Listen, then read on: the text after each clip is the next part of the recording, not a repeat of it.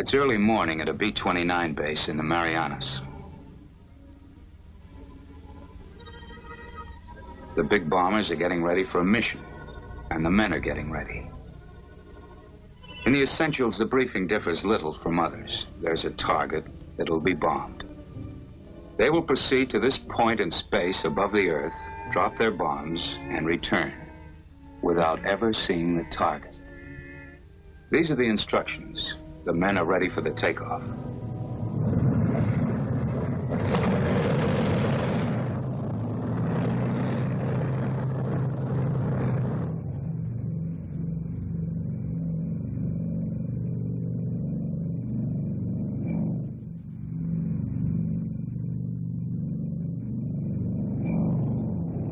"6 hours aloft.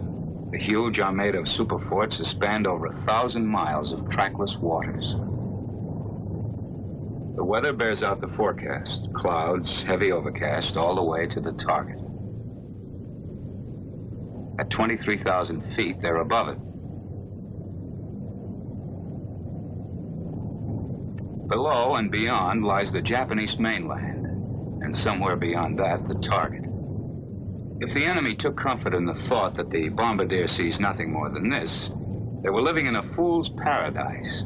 For at a calculated instant, tons of high explosives, and yes, even the atomic bomb, would be sent away to the target, aimed by the miracle of radar.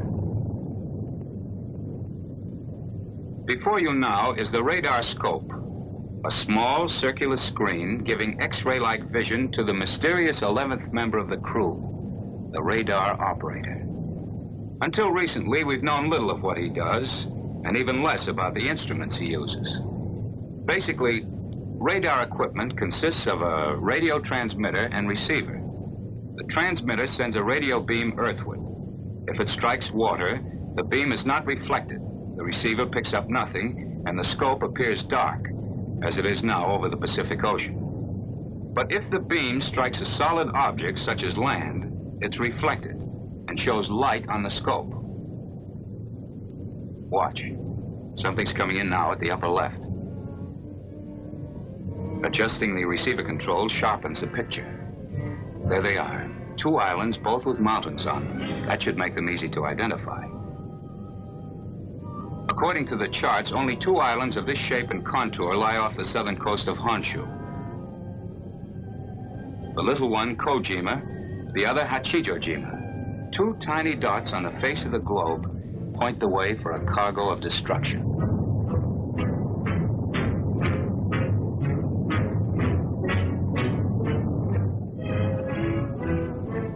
"7 hours, 10 minutes elapsed time. Almost a full day's work for most, but to the crews, a mission less than half sweated out. The picture on the scope warns of entry to the critical zone. The return shows a large landmass, Japanese coast, over 100 miles of it. You see that bright spot at the top of the peninsula? Not exactly the picture in travel folders, but that's beautiful Fujiyama. Mount Fuji, nature's wonder, the tourist delight. Now a beacon inviting disaster, a reference point for final calculations." Bombardier, this is radar operator, over. This is Bombardier, go ahead. The wind is from 268 degrees at 138 miles per hour. Ground speed on the bomb run, 394 miles per hour. Data taken from the electronic wonder instruments is converted to precision aiming, pinpoint bombing. 17 degrees right. Radar operator, this is Bombardier, over. Go ahead, Bombardier. The site's set up, we're ready to bomb. The bomb run begins with a turn directly over Fujiyama. When the bright spot that is Fuji touches the black line, the instructions are: Pilot, start 1/4 needle with turn, rolling out on the heading of 31 degrees. Roger. Bombardier, open bomb bay doors after turn. Roger.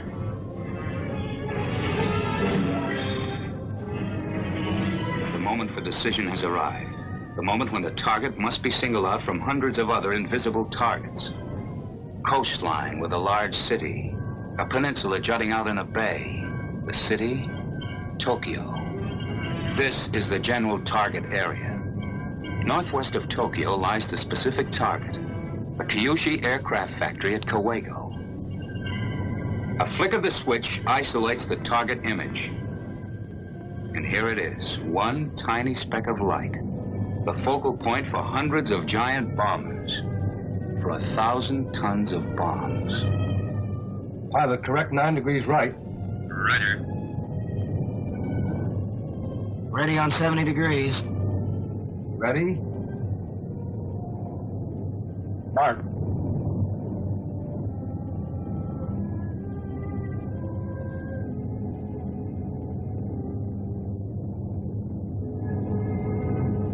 Mark.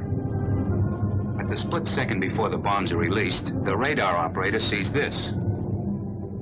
Bombs away.